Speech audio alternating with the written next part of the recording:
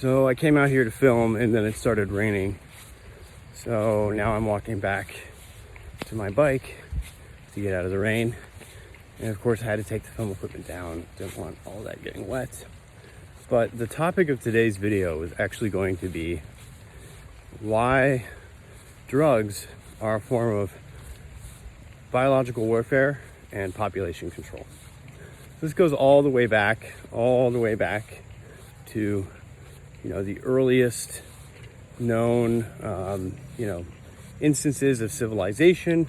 People had drugs and they were often delimited in terms of when they could be used. They could only be used by certain individuals or in certain sacred rituals, or certain warriors would take drugs before going into battle. You have this, for example, with the Berzerkers. And you also have things like the Eluesinian Mysteries in ancient Greece.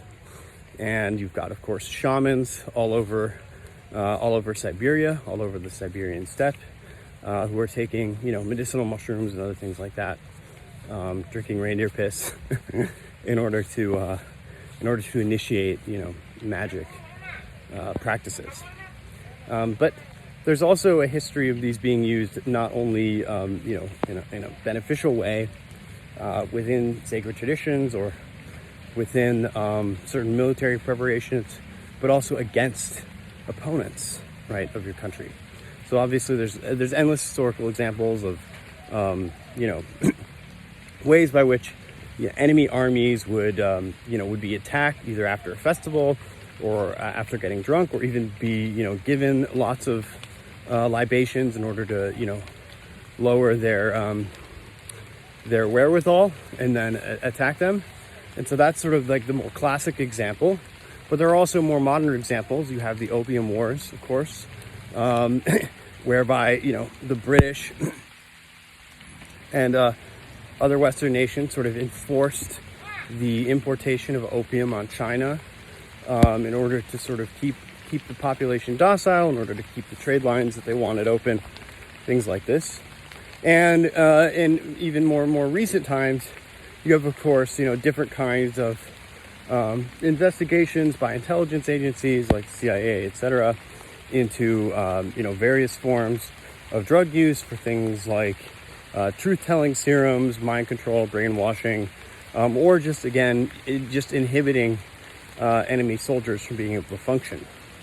And the reason I wanted to talk about this today is because of the recent tweet by J.D. Vance that blew up, where someone was, I think it was Krasenstein, was accusing his post about how the highest aim of the U.S. military, the highest service of the U.S. military, is to destroy narco traffickers who are bringing poison into our people.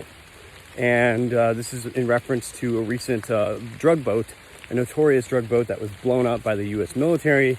And people were upset about this because there was no due process, there was no trial, these people were not arrested.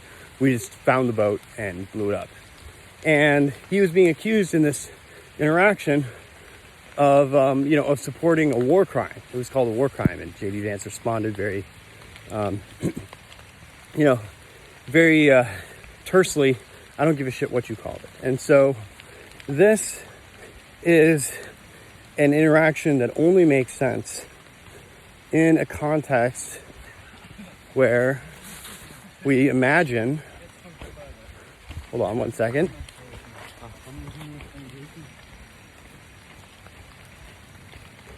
This is an interaction that only makes sense if you take the international illicit drug trade as actually an implicit form of biological warfare.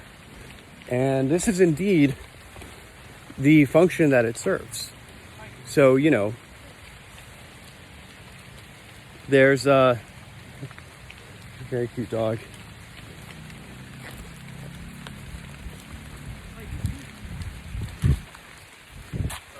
No, it's all right. Oh, you're very excited. Yeah, I can see.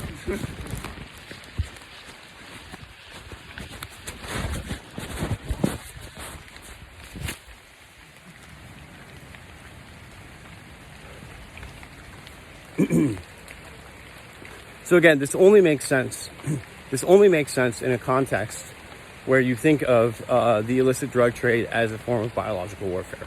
And this is indeed how China thinks about it and how our various enemies think about it. And even if they're not intending it as such, even in a scenario where you imagine that they're not intending it as such, it is functionally what it does, right?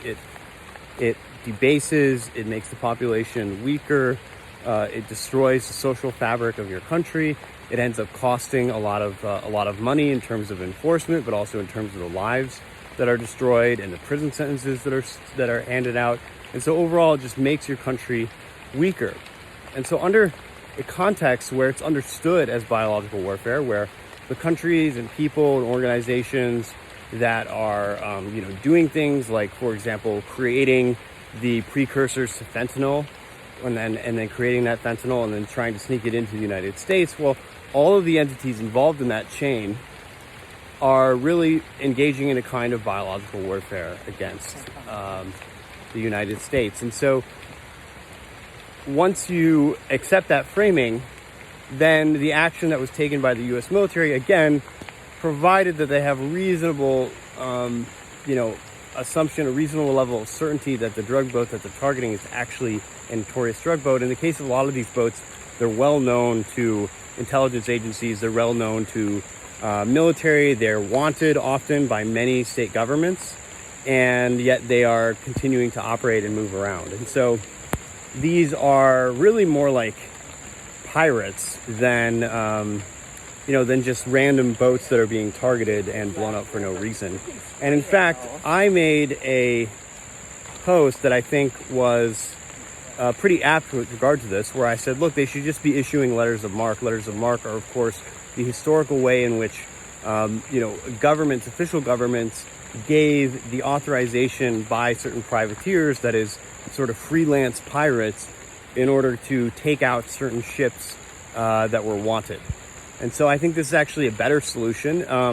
It would create an interesting opportunity. You could have a bunch of American privateers going out and hunting down drug boats, and I think that would be a good solution. Anyway, the point of this video is that the illicit drug trade is a form of biological warfare, and illicit drugs have been involved in various aspects of state society, whether that's declaring war or ceremonial rituals, or giving access to certain classes of people, or graduating certain people into certain initiations.